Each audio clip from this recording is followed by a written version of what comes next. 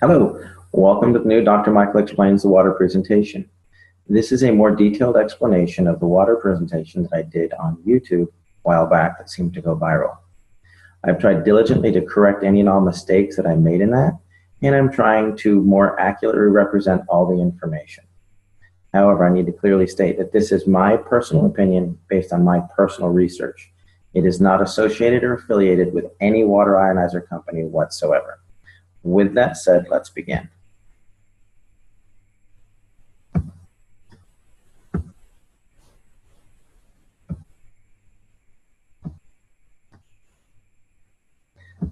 There we go. Excellent. I named this presentation The Magic of Sky Water because of what it did for my daughter. Many of you have asked what happened. Basically, my daughter Skylar was born back in May of 2009 with a severe case of gastroschisis. She was literally born inside out. Everything that was supposed to be on the inside was the outside. Stomach, liver, pancreas, spleen, small intestine, large intestine, bladder, and right ovary. She went through a period where the biggest complication was known as acute dehydration syndrome. She spent a year at Scottish Rite. She came home after 2 colostomies and a resection of her bowel. When the dehydration would hit, this would be her mid-afternoon one day, and this was her that evening after she'd been revived at the hospital. Basically, the bowel would shut down, and so I became a hydration expert. I tried every pill, potion, water ionizer you can imagine, and we came through it when someone introduced us to the Enagic SD501. That is Skylar today, and at the time that we tried it, I was actually completely opposed to alkaline ionized water. When it worked, I was a little dumbfounded. So I had to figure out why, and here's what I found. The difference between the healthiest person and the sickest person is broken down into 2 components. Muscles, ligaments, bones, organs, tissues, etc. These all add up to 28% of the patient. The other 72% of everybody is just water. What I found out, not all water is equal. There's distilled water, there's reverse osmosis water. We tried filtered water, alkaline water, we even tried ionized water. We thought we'd found something with alkaline ionized water and it proved to be more dangerous than beneficial. And then there's something that's called electrolyzed reduced water. This was truly a game changer. Here's why. Electrolyzed reduced water, it's not a cure, but it's 72% of the Skylar puzzle. It was not the only thing we did for her. It was the only thing we changed because we were doing everything else. What it is just science. It could realistically save your life. It'll make you healthier, happier, and stronger. But if you don't make healthy choices, your health benefits are not going to be as effective, nor will they last. To put it simply, electrolyzed reduced water gives you the best possible 72% of your body to work with. This facilitates nutrition, detox, health, energy, healing by providing some necessary components. Let me explain. If you think of your body as a saltwater aquarium, you've got healthy organisms, filtration, you've got oxygen. If you don't take care of it, that tank gets dirty. Well, what you have to do with the human body is figure out how to clean your fish tank. The way that your body does that is through a process called cellular respiration. This is the way you basically get oxygen and nutrition into a cell, CO2 and toxins out of a cell. The main component for this is known as the aquaporin, which was discovered in 2005. And essentially, it's the high-speed plumbing system for the cells, and it's the fastest way to get the good stuff in and the bad stuff out. Let me give you a brief course on cellular respiration. If you look over here, you'll see that there's a cell. There's some hemoglobin here. There's an aquaporin here. There's a charge. And this represents a cluster of water molecules that are electrostatically stacked together. Well, as your cell compresses, it excretes CO2 and toxins. When it pops open, it brings in oxygen and nutrition. When it collapses, it excretes CO2 and toxins. When it opens back up, it brings in oxygen and nutrition. This is called tensegrity. It's the premise by which an MRI works. The click, click, click, click causes the cells to open and close. The computer takes a picture, generates the image. Well, electrolyzed water actually does occur naturally. Everybody say it's an unnatural source. It isn't.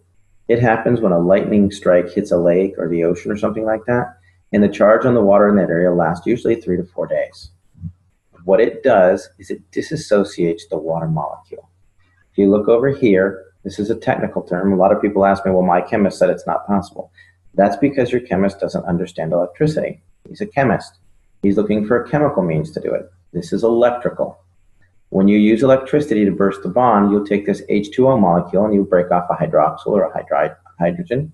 Sometimes you break them both off. What that does is it releases molecular hydrogen, active oxygen, hydroxyl ions, which are a free radical scavenger, in a water that's literally restructured for rapid absorption, thus maximizing nutrition and detoxification.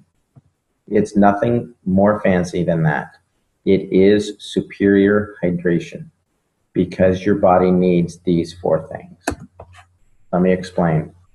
When your body goes to produce energy, you oxidize pyruvate that is then driven across a hydrogen-charged membrane into the Krebs cycle. In the presence of free electrons, you'll produce 32 to 34 ATPs. Then you need hydroxyls to scavenge out all the garbage. That's it. Works on a cellular level. Another thing that's different between electrically changed water and chemically changed water is electrically reduced water is not affected by stomach acid. The pH is a byproduct. When people say, oh, you need pH water, no, they don't. They need water with molecular hydrogen, active oxygen, and hydroxyl anions. Alkaline water is just water with more minerals. It is affected by the chemistry of the stomach. Electrolyzed reduced water is not. Another factor is it's self-limiting. The charge in the water only lasts for 3 or 4 days. Therefore, it's not going to build up in your system. If you have chemically altered water, it will build up in your system. It will affect blood pH because the calcium, magnesium, potassium get stuck there. Currently, I have not found any negative research on PubMed in regards to electrolyzed reduced water. That doesn't mean there isn't any. It means that I couldn't find any. So how does this work? Well, basically they took a lightning strike, put it in some medical grade titanium plates that were dipped in platinum and put it into a machine that's about the size of a coffee pot. And what it does is it takes this big clump of water molecules and zaps it. When it zaps it, it breaks it into smaller groups because it has an electrostatic charge, giving you some free electrons, the molecular hydrogen, active oxygen, and all that. The more charge you hit it with, the more it breaks it down. Here you've got 5 groups of 5 or 6 groups of 4. You could have 2 groups of 12. It just depends on the level of ionization. It's a rather simple process. If you think about this cluster of grapes, if I wanted to put all of these grapes into this bottle, I would rip each piece off and dump it in there. If I tried to cram the whole thing in there, there would be grapes that were rolling around the floor and missed the thing and all that. We want to get in as much as possible. These are not chemically bound molecules of water. If you chemically bind them, they're no longer water. They're not one giant molecule of water. It's a cluster of water molecules that are stacked together because they have a low electrostatic charge, a lot like Rouleau factor in the blood. Another way to look at it is when my son was rolling around on the carpet, his hair got a high static charge. He's actually holding onto a necklace that's not causing his hair to stand up. But what happens is the hair dispersed. It got its own little static charge and it caused it to stand up and spread out instead of laying down clustered together. When you ionize water, you're causing the water molecules to disperse. That's all you're doing. If you want to research this phenomenon like I did, don't use Google. It is my personal favorite search engine, but it's also the one that's most manipulated and hard to reference accurately. Besides, you can support anything with a quick Google search. The world was supposed to end several times. Just check Google. Instead, we're looking at something more scientific and how it affects the body. Do clinical research on PubMed, and you'll find that if you look up electrolyzed reduced water or hyphenate electrolyzed reduced water, molecular hydrogen, active oxygen, hydroxyl anions, free radical scavengers, you're going to find what I have found, that there's a lot of research to support this type of water. You're also going to find that if you look at pure alkaline ionized water, there's a lot of dangers that are associated with the remineralization component, which we'll get into in a moment. Molecular hydrogen is easily the primary benefit of electrolyzed reduced water. It literally charges the cell membrane of every single cell in the body, increasing its electrochemical potential. That means makes it healthier, able to get good stuff in and bad stuff out. It's also a critical component for the nervous system. There's a vast amount of research on PubMed in molecular hydrogen in Parkinson's, in MS, in autism, things like that. And finally, it works as a powerful antioxidant. The next component of the water is it is loaded with active oxygen. Active oxygen is what's required to produce ATP. It's what's driving the Krebs cycle. When you run out of active oxygen, your body starts to shut down because it can't work correctly. It's just like a fire. If you remove the oxygen, it goes out. Finally, there's the antioxidant and free radical scavenger components. Basically, iron in any acidic environment will start to rust. You can leave your tools from your garden outside in the rain and they're going to rust. Well, where do we have iron? We have it in hemoglobin, we talked about during cellular respiration, but we've also got it in the red blood cells. We got it in the brain, the kidneys, the lungs, the lymphatic system, the bones. If it's in an acidic environment, it's going to oxidize, which will create a toxic burden. Your body is designed to be slightly on the alkaline side. Today, we're flush with oxidative and acidic disease processes. The number one acidic disease process we have right now is cancer. It's actually, the prime cause is oxygen deficiency. You can look up Otto Warburg, there's some research on that. Don't Google it, go to PubMed, read the research. Number one acidic disease is hyperketoacidosis, which is basically diabetes. They're now causing autism, diabetes of the brain. Secondarily, all of your inflammatory diseases are acidic by nature. That's what's wrong with Skylar with her irritable bowel syndrome. Your arthritis, it's an acidic waste product. Fibromyalgia, hyperlactic acidosis. Chronic fatigue and endocrine stress is all associated with an acidic environment. And why are we becoming so acidic? Well, we drink coffee, tea, soda. There's an enormous level of reverse osmosis, water, which is misunderstood.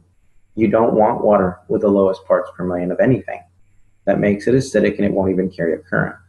It's designed for coastal countries to have good water supply. If you do some clinical research on this, you're going to see that it's associated with MS, MD, and Alzheimer's. Most any of your bottled waters, all your big 24 packs, those are most likely reverse osmosis water that's had minerals added to it, which is dangerous in its own sense. You don't get your minerals that way. Here's a couple of guidelines for hydration. If you're a regular healthy person, you want to drink about 50% of your body weight in good water every day. If you have acute health issues, this could be dehydration from working out in the yard, excessive level of sports, you could have the flu. You may want to drink nearly 75% of your body weight in ounces. However, if you have a chronic health issue, cancer, diabetes, something like that, you may need to drink up to 100% of your body weight in ounces. However, you got to be careful because your physician can specifically reduce your water intake for congestive heart failure, kidney disease, things like that. So why do I say that sodas and pH are important? Well, if you look at this scale over here on the left, it's red. That means it's going to make you rust. Over here, the blue will make you beautiful. This is what a typical capful of soda can do to the body. This is a 32-ounce bottle of pitcher of 9.5 water. You can see the pretty blue color. It's loaded with hydrogen, oxygen, etc., etc. This is about a tablespoon of Sprite. It's high on the acid content. So what I did is I poured this water into this cup and ended up with a cup full of acid. It didn't dilute it at all. I then took this cup and poured it into 32 ounces. Now mind you, this is a tablespoon of Sprite, and it destroyed 32 ounces or 2 pounds of water. Makes you think differently about going to McDonald's and supersizing it. You're literally acidifying your system. Yes, lemon juice in your water will do this as well. The reason that lemon water affects the body in an alkaline nature is it causes your pancreas to excrete an 8.8 enzyme to neutralize it. Just as a side note. Other things that we do. This was huge for Skylar. And I didn't realize it was such a big deal because we ate a lot of organic food, but you can use this water to clean your veggies. These are cherub tomatoes that I used to buy and just rip the top off and start eating them. I washed them in the 11.5 water from my SD501, and that is what came off. I was appalled. I was amazed. It tasted like they were fresh garden tomatoes. And when you smell this, it smelled like there was Windex or cleaning agents in that glass. And the reason that that happens is because all of your pesticides are petroleum based, they don't wash off. Another thing we use it for is our pet. I thought this was funny, so I'd include it. Thanks, Henry. This looks great and all, but does your house have any Kangen water? We did the proverbial test, put out a bowl of tap water, put out Kangen water. Callie will drink the Kangen water every time. Another thing is the disinfectant aspect of this. This isn't just 2.5 strong acid. Because it has that solution chamber on the side, which 90% of all water ionizers on the market do not have. This machine produces 2.5 electrolyzed hypochlorous acid. The other machines do not. That is very important. Electrolyzed reduced water has been shown to kill MRSA, Kripke staph, E. coli staph, strep, all of that. Even worked on the C. diff. That was a problem with Skylar. None of the other water ionizers that do not have a specific saline solution can produce hypochlorous acid in an FDA-approved level. And let me explain. In 2009, 2 months before Skylar was born, the FDA approved hypochlorous acid. It's a sterilant. It will kill just about anything. They're now starting to use it in all hospitals all over the world and places like that. A lot of physicians are using it, wound care specialists. We've been heavily involved in that because of the miracles we've seen with it. However, electrolyzing regular tap water without the addition of a salt solution does not meet the FDA criteria. As a note, the FDA has not evaluated the SD501 either, to the best of my knowledge. What it has done is there's been a third-party evaluation by ATS Labs where they reran the Sterilox system FDA experiments on live cultured bacteria, and they got complete sterilization that was equivalent to the Sterilox system. Basically, hypochlorous acid occurs naturally in the body because it's produced in the immune system. It's actually the biochemical agent that starts the clotting process, making it ideal for initial wound care, and it destroys bacteria and viruses. Recent studies are actually underway to test this using necrotic wound. I'm working with several physicians and wound care specialists as it pertains specifically to necrotizing fasciitis, gangrene, MRSA, things like that. And the results are really promising. We're not the only one doing this. This is a global thing, and the results are really good. Why I look at the SD501 exclusively, or when I compare the competition, because they all want some information. Number one thing is power supply. Does it have enough energy to do it? There's been a lot of song and dance about the SD501 uses a transformer. It does, but it also has a switch mode power supply to regulate that and a condenser. If it doesn't have a transformer, it can't ramp your 110 watts up to 230 and keep it there. Switch mode goes up and down, up and down, up and down. What this transformer does is it ramps it up, and the switch mode will start to slow it down, but the condenser allows them to work together to keep a nice stable stream of energy. On top of that, you need enough amperage. A half amp to a 1 amp machine is not going to get it done.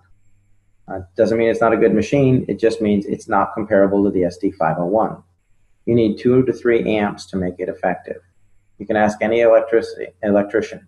The voltage doesn't really matter, the amperage will kill you. The next component is you need a large quality plates.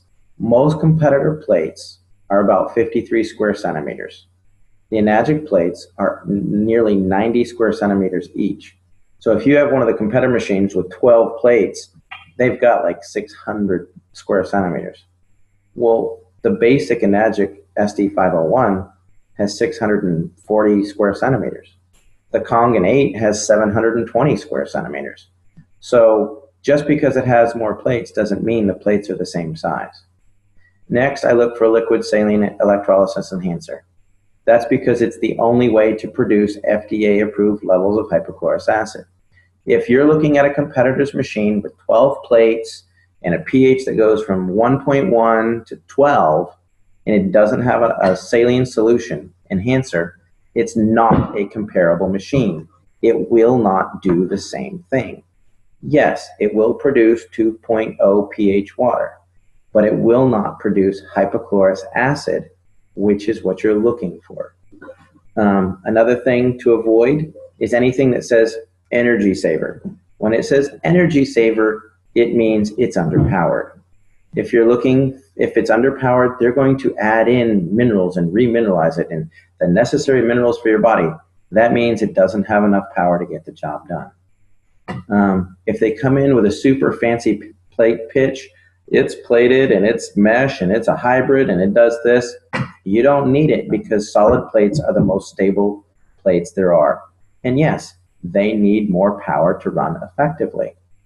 And anytime they say there's a lifetime warranty, there's no such thing. I've bought several machines that I'll explain in other videos. We're getting to do a detailed thing on competition. Basically what they'll do is when they start to have problems, they sell off that brand, that machine to a third party and it voids all the warranties. It happened to me twice. The ST501 was about the 9th machine that I used. And I've kept looking because it may not be the best. I research this regularly, and sure enough, it comes out on top every time. I'm just going to hit this. Basically, when you're looking for power factors, it's watts times amperage times surface area. The ST501 has 358,000 PEUs. A typical 110 watt unit with 268 square centimeters of plate, which is a 5-plate machine and a half amp, is only at 14,000 PEUs, or about 4% of the power, so they have to add minerals. Finally, don't own a machine that you can't clean. I see a lot of line about plates, calcium, and auto cleaning. The Enagic SD501 auto cleans itself every 15 minutes. And they have a manual cleaning cartridge that gets rid of not just the calcium on the plates, but the calcium in the lines. It gets rid of the mold and the stuff in the lines and the housings. I've taken apart several machines, and they're loaded with mold in the housings, the tubing, but the plates look good. Some of the plates erode on some of the competitors, but that's another thing. In fact, most municipal water supplies are getting worse and worse and worse. And Enagic is staying abreast of this and realizes that they need to have a dedicated team of technicians that can completely clean your machine. If you can't clean your machine, you're most likely going to be drinking mold. That's my opinion. I could be wrong. But the machines that I've taken apart, I found mold in every one of them. And I took care of them according to manufacturer's standards. Here's a couple of plates. This is the size of the plates on my Royal machine. When it stopped working, this is a Jupiter. They look scorched. This was the SD501. These are about 6 years old. I had some corrosion here. This was my microlight. When the company failed to honor the warranty that was lifetime, I took it apart to see what was inside. You can see there's a burn mark here where the plate started to corrode. This is the Jupiter. Actually, if you come back here, you can see this is the mold that I was talking about in the lines and in here. Now, these, mind you, were machines that never needed cleaning. These plates don't have any calcium on them. They were accurate. There's no calcium on the plates, but the machine was not clean. There's a reason why everybody compares themselves to the SD501. Basically, it is the industry standard. It's superior maintenance and cleaning. The quality of the plates are unsurpassed. The superiority of the power supply, to the best of my knowledge, it's the only one that uses a transformer and an SMPS and has a condenser. You can literally unplug an SD501 while it's running, and you're getting about another 10 seconds of power out of it. And that's just draining out the condenser that makes sure that the power stays even. It's one of the longest companies in the history of the industry. They have a wider diversity of uses for the water, the types of water it produces. And it's one of the few that actually use an electrolysis solution for hypochlorous acid. If their machine is bragging that they don't use a solution, it doesn't work. You can't use it for sterilization, period. Why I personally feel the ST501 is the best, I tried 8 or more alkaline water ionizers. Bottom line is it worked for Skylar. Within 4 days, 80% of her symptoms had resolved. She had her first solid bowel movement in 10 days. And within 6 months, she was off feeding ports. Was it the water? Yeah, because it was the only thing left to try. Did it cure her? No. We were doing a lot of things. Enzymes, probiotics. She was doing her medications. She was doing protein powders, MCT oils, medium chain triglyceride. She was doing all that. But the water was allowing it to get into the cell and the bad stuff to get out. The short answer is it produces 7 types of highly bioavailable water.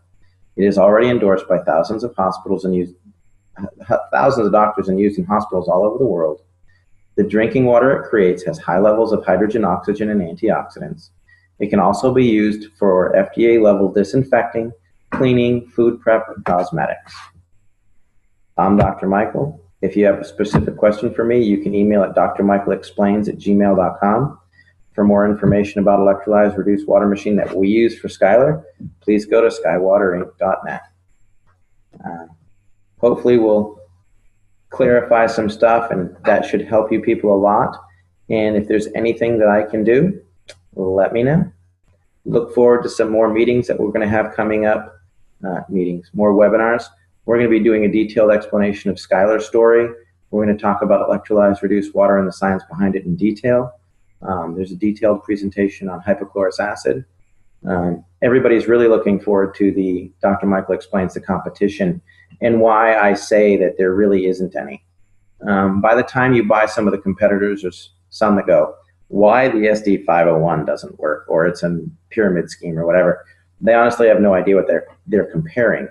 If you look at their machine and spend $3,200 or $2,500 for it, you have to turn around and spend another $3,000 to $5,000 for a hypochlorous acid machine. Then you have apples to apples. You don't get that when they're trying to pitch you on why you don't want the SD501. Bottom line is, it is the best machine that I have found. The only thing that I think may rival that is the Kangen 8, which has 8 plates. I've used it. It's phenomenal. We recommend it a lot. I look forward to having you getting some feedback on this. Have a great day.